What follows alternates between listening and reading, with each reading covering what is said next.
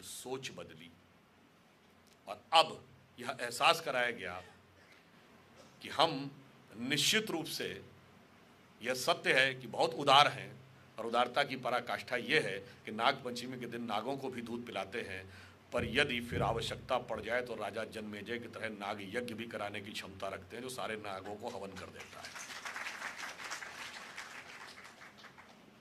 तो मेरा कहने का सिर्फ तात्पर्य था कि जो कुछ भी चेंज आया, the entire transition was not just for the sake of the government, it was for the sake of entire mindset and tendency. दो बिंदु और कहूंगा उसके बाद। वो टेंडेंसी और माइंडसेट क्या था, इसके लिए एक पॉइंट आपसे कहता हूं, हम सब ने सुना होगा, थोड़ा कंट्रोवर्शियल किसी को लग सकता है। अलेक्जेंडर आया, पोरस को हराया, पोरस को बंदी बनाया, फिर पूछा कि तुम्हारे साथ कैसा बर्ताव किया जाए, जैसा एक राजा दूसरे राजा के साथ करता है। पोरस को छोड़ दिया, वापस गया। रास्ते में एक ट्राइबल ने उसके ऊपर अटैक किया, जिसमें उसको चोट लग गई, और चोट लगने के बाद वो घायल हो गया और रास्ते में अलेक्जेंड्रिया में उसकी डेथ हो गई। यही हम लोगों ने हिस्ट्री में पढ़ा है ना। पहली बात, भारतीय इतिहास में अलेक्जेंडर के आक्रमण का कोई उल्लेख नहीं है, सारा उल्लेख ग्रीक हिस्टोरियंस की तरफ से। दूसरी बात, दुनिया में कोई और उदाहरण आपको याद है जब जीतती हुई फौज वापस चली गई हो? और अलेक्जेंडर जो मैसिडोनिया से लेकर पर्शिया तक जिस राजा को जीता उसका सर धड़ से अलग कर दिया, और यहीं उसके हृदय में इतनी करुणा उत्पन्न हो गई कि उसने पोरस को छोड़ दिया। तीसरा, विश्व विजय करती हुई लौटती सेना पर कबीलों ने अटैक कर दिया।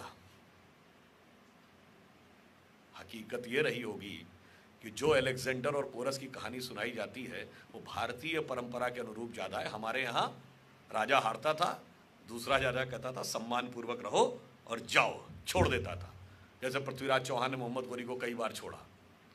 कर्नल जेम्स टॉड, जिन्होंने एक बुक लिखी है annuls and antiquities of Rajasthan, उन्होंने लिखा है कि भारत के जो हिंदू राजा थे उनके लिए युद्ध जीवन मरण का प्रश्न नहीं होता था, शक्ति प्रदर्शन के टूर्नामेंट की तरह होता था।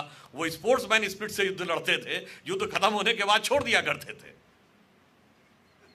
लॉजिकल ये है कि अलेक्जेंडर हारा होगा, बंदी बनाया गया होगा, पोरस ने उसको छोड़ दिया होगा, और हारी हुई फौज पे ट्राइबल्स अटैक करते हैं। हॉलीवुड की मूवी देखिएगा अलेक्जेंडर, उसमें दिखाया गया है कि वो हार गया था और युद्ध में घायल हुआ, और उसके बाद सुनिए, एक हारी हुई फौज जा रही थी जिसका राजा रास्ते में मर गया। अब वो फौज जो बड़े जलवे से निकली थी अपने देश से कि विश्व विजय करने जा रहे हैं, क्या कहानी सुनाती अपनी जनता को कि हम गए, हार के वापस आ गए और राजा रास्ते में मर गया। उसे कुछ तो बताना ही था कि हम क्यों वापस आए। तो कहानी उसी हिसाब से बनाई गई और धीरे धीरे हमको ये बात समझ में आ गई। दूसरा उदाहरण देता हूं, आर्यन इन्वेजन थ्योरी।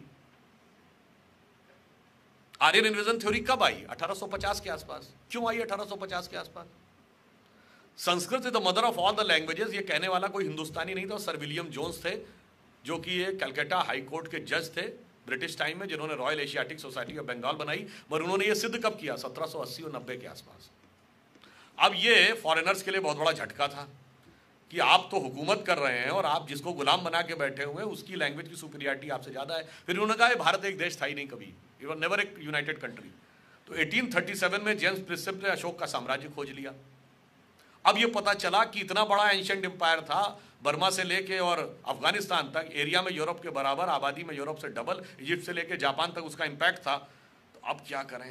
अब तो पॉलिटिकली भी हमसे सुपीरियर दिख रहे हैं, नॉलेज में भी हमसे सुपीरियर दिख रहे हैं, लैंग्वेज में भी हमसे सुपीरियर दिख रहे हैं। तो अब एक ही तरीका है कि ये सुपीरियरिटी हम लेके आए थे, और वहां से आर्यन इन्वेजन थ्योरी आकर खड़ी हो गई।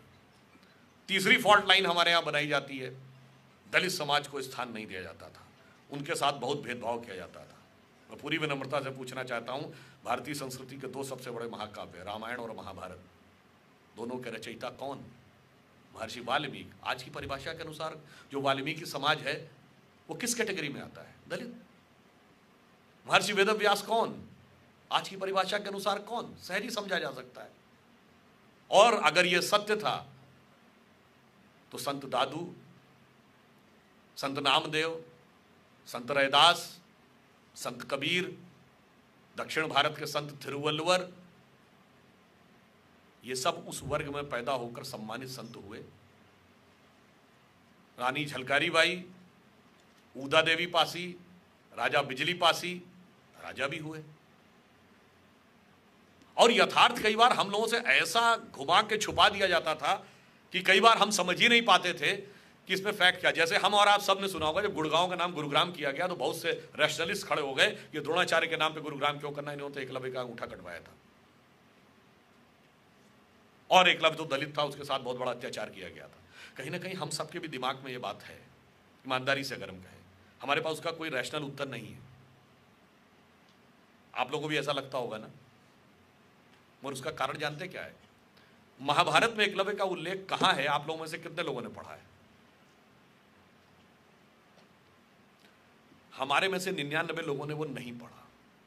इवन चैप्टर भी नहीं पता होगा किस चैप्टर में एकलव्य का उल्लेख है। एकलव्य का उल्लेख महाभारत के वन पर्व में आता है। जब वो घटना है ना कि वो कुत्ते के मुंह में इतने सारे बाण थे और जब निकाला तो एक भी जगह पे उसके खून नहीं लगा हुआ था, तो अर्जुन चकित हुए कि इतना बड़ा धनुर्धर कौन आ गया। तो वो एकलव्य प्रकट होता है और द्रोणाचार्य उससे पूछते हैं तुम्हारा गुरु कौन है?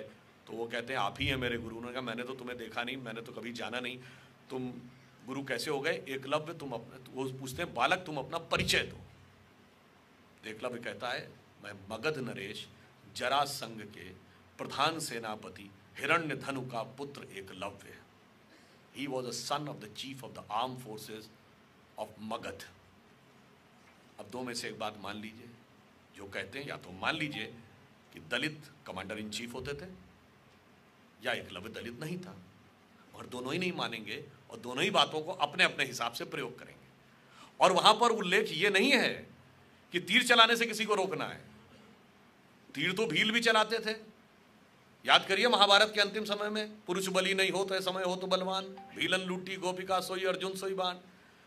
बात यह थी कि दिव्य अस्त्र यानी डिवाइन वेपन्स वो चलाने का अधिकार किसके पास होना चाहिए? Chief of the arm forces के पास होना चाहिए। क्या एटम बम रहता तो पोजीशन में आर्म फोर्सेस के है, न्यूक्लियर बटन किसके पास रहता है? Chief of the arm forces के पास नहीं। किसके पास रहता है? प्राइम मिनिस्टर के पास। तो दिव्य अस्त्र का संधान सिर्फ राजा करेगा, यह सिद्धांत है। And it has to be ensured that alone and alone commander in chief should not have authority to execute that type of weapon. It has to be ensured. तो वो उसका प्रतीक था। चलिए अन्याय हुआ, उसको प्रस्तुत किया गया अन्याय होने के रूप में। फिर द्रोणाचार्य की डेथ कैसे हुई? जब द्रोणाचार्य को अपने पुत्र अश्वत्थामा के मृत्यु का समाचार मिलता तो उन्होंने सारे अस्त्र शस्त्र सिखाए थे, उन्हें क्रोध आता है, अभी लो ब्रह्मास्त्र का संधान करता हूं, खत्म करता हूं पांडवों की सेना। जैसे ही वो संधान करते हैं तो भरद्वाज ऋषि समेत उनके पूर्वज प्रकट होकर कहते हैं क्या कर रहे हैं भाई, ये मर्यादा का अतिक्रमण है। You are not the owner and executor of this knowledge, you are the trustee of this knowledge. Like atom bomb बनाता कौन है? DRDO। टेक्नोलॉजी किसके पास है? DRDO के पास। चलाने का अधिकार किसके पास होगा? प्राइम मिनिस्टर के पास। Cabinet committee on securities will take a decision when it is to be used. The same thing was there. Dronacharya was DRDO. Eklavya was chief of the armed forces. But it has to be ensured that the nuclear button should always remain with the king. अब द्रोणाचार्य को लगता है कि अब अगर मैंने संधान नहीं किया तो पुत्र के मृत्यु का बदला नहीं ले सकता, और किया तो मर्यादा का हनन होता है। तो वो मर्यादा का हनन नहीं करते हैं, निराश होकर सारे अस्त्र शस्त्र छोड़कर जमीन पर बैठ जाते हैं और उनका सर काट दिया जाता है। So the fundamental principle is कि दिव्य अस्त्रों का संधान सिर्फ हेड ऑफ द स्टेट करेगा। इसके अनुपालन के लिए यदि एकलव्य का अंगूठा कटा तो उसी के अनुपालन के लिए द्रोणाचार्य का सर कटा। मगर चूंकि हम लोगों ने वो चीजें पढ़ी नहीं और अपने हिसाब से वो चीजें जो हमें बताई गई उससे हम कहीं ना कहीं वो लोग जो एजेंडा था ना कि हम ग्लानि हमारे अंदर होनी चाहिए, वो सेटल हो गए। दूसरा इशू बताया जाता है साहब, सीता जी को भगवान राम ने भेज दिया, बड़ा गलत काम किया, तो महिलाओं के साथ इतना बड़ा अत्याचार होता था, उनको वन भेज दिया, वनवास दे दिया। ठीक है साहब, सीता जी को तो वनवास भगवान राम ने भेजा, ये राम को वनवास किसने भेजा था? कैकेयी ने भेजा था ना। आप बताइए दुनिया किसी वर्ल्ड की किसी कल्चर में एक वुमेन की इतनी पावर थी कि राजा को अपना डिसीजन बदलना पड़े, सौतेला बेटा उसकी वजह से जंगल में जाने को तैयार हो जाए, और राजा दशरथ ने पुत्र भी छोड़ा और प्राण भी छोड़े। एक कहावत है ना, प्राणन ते सुत अधिक है और सुतते अधिक परान, और ते दूनो दशरथ तजे वचन न दीन हो जान। यानी लोग कहते हैं ना सबसे ज्यादा प्यारा क्या होता है, प्राण या बेटा, और वो दोनों ही उन्होंने छोड़े मगर वचन नहीं छोड़ा। ये पक्ष नहीं बताया जाता है, क्योंकि माता पिता कहने में माँ बेटा तो कोई ना कोई किसी का होगा, वर्ग नहीं है जिसमें डिवीजन किया जा सके। द्रौपदी को जुए पे लगा दिया है तो बहुत गलत बात थी, उससे पहले 5 भाइयों को भी तो जुए पे लगाया। बताइए, हस्बैंड वाइफ का एक दूसरे से ज्यादा हक है या भाइयों का? मगर भाई भाई को नहीं बना सकते, भाई भाई कोई ग्रुप नहीं है समाज में। मैं किसी का भाई हूं, कोई मेरा भाई है, पर स्त्री पुरुष 2 वर्ग हैं, इसमें टकराहट पैदा करो, जितना टकराहट पैदा कर सको। और ध्यान नहीं रहता होगा बहुत सी चीजों में, रामायण और महाभारत दोनों का अंत कहां पे होता है? रामायण का अंत भगवान राम के राज्याभिषेक पे नहीं होता। जब अश्वमेध यज्ञ का घोड़ा लवकुश पकड़ लेते हैं, भगवान राम की सारी सेना को परास्त कर देते हैं, भगवान राम स्वयं युद्ध करने के लिए आते हैं, तब सीता माता आके कहती हैं युद्ध मत करो, ये तुम्हारे पिता हैं। तब भगवान राम अपनी गलती पर पश्चाताप करते हैं, उनसे कहते हैं कि आप वापस चलिए। सीता जी नहीं जाती हैं और धरती में समा जाती हैं। This is the end point of Ramayana. And end point of Mahabharata क्या है? युधिष्ठिर के राज्याभिषेक से नहीं, न यादवी वंश के समाप्त होने से। भगवान कृष्ण की मृत्यु द्वारका में बहेलिये के द्वारा तीर लगने से क्यों हुई थी? गांधारी के श्राप से, कि जैसे मेरे पुत्र की मृत्यु हुई ऐसे ही तुम्हारी मृत्यु होगी। इसका अर्थ क्या हुआ? दोनों ही महाकाव्य ईश्वरीय शक्तियों की आसुरी शक्तियों पर विजय पर समाप्त नहीं हो रहे हैं, ईश्वर के ईश्वरत्व पर स्त्री के सतीत्व की विजय पर समाप्त हो रहे हैं। मगर इसके बावजूद हमें दूसरे ढंग से बताया गया। मैं सिर्फ ये कहना चाहूंगा, जितने भी फॉल्ट लाइंस हैं, आप थोड़ा थोड़ा एनालिसिस, इसमें मैंने आपको कोई भी ऐसी चीज नहीं बताई जो आप सबको नहीं पता थी। केवल ये है कि हमने उसका कनेक्शन नहीं स्टैब्लिश किया था। कनेक्शन एस्टैब्लिश करिए, एवरीथिंग विल बी क्लियर। और मैं सिर्फ ये कहना चाहता हूं अंत में, परिवर्तन का काल चल रहा है और परिवर्तन का दिशा निर्देश उंगली करती है। उंगली को सही ढंग से प्रयोग करेंगे तो सही दिशा में देश जाएगा। और ये भी आप तय मान लीजिए कि ये डिसाइडेड है, this is decided by destiny कि ये होना है। आप कहेंगे कैसे मान लें जी? मैं आपसे पूछता हूं, 1 जनवरी 1901 को जब इस देश में सूरज उगा तो इस देश में किसकी सरकार थी? अंग्रेज की। 1 जनवरी 1951 को किसकी सरकार थी? कांग्रेस की।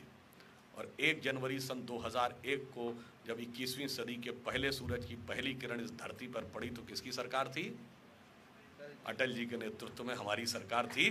और अगले दशक में मोदी जी के नेतृत्व में स्पष्ट बहुमत आया।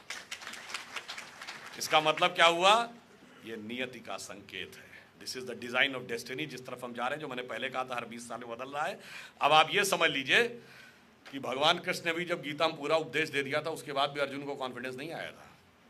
जब तक भगवान ने विराट रूप दिखाकर कहा देखो ये तय है, ये होना है और तुम्हें राज करना और इन्हें जमीन पे पड़े होना है, तो अर्जुन ने कहा महाराज जब ये तय ही है तो फिर काहे बात का खून खराबा करना, आप पलक झपकाइए और ये सिंहासन पे मैं बैठा हूंगा, ये जमीन पे पड़े होंगे।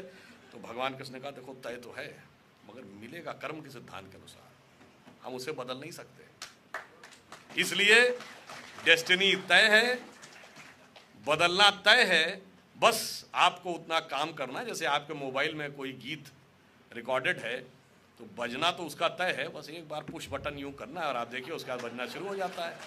इसलिए अंत में कहते हुए अपनी बात समाप्त करूंगा कि India is considered as the youngest nation in the world. This is truth, but this is half truth. The full truth is that we are youngest nation and the oldest civilization. We are having a promising future and the golden past. And it is only India which can give the solution to the entire world for all when it is called the clash of civilizations. We are the only having capability to give a coherence in the various clashes because we are having capability to create coherence in the divergent issues. इसलिए मैं सिर्फ ये कह के समाप्त करूंगा कि गौरवशाली था भूत, भविष्यत भी महान है। गौरवशाली था भूत, भविष्यत भी महान है, अगर संभालें आप उसे जो वर्तमान है। धन्यवाद।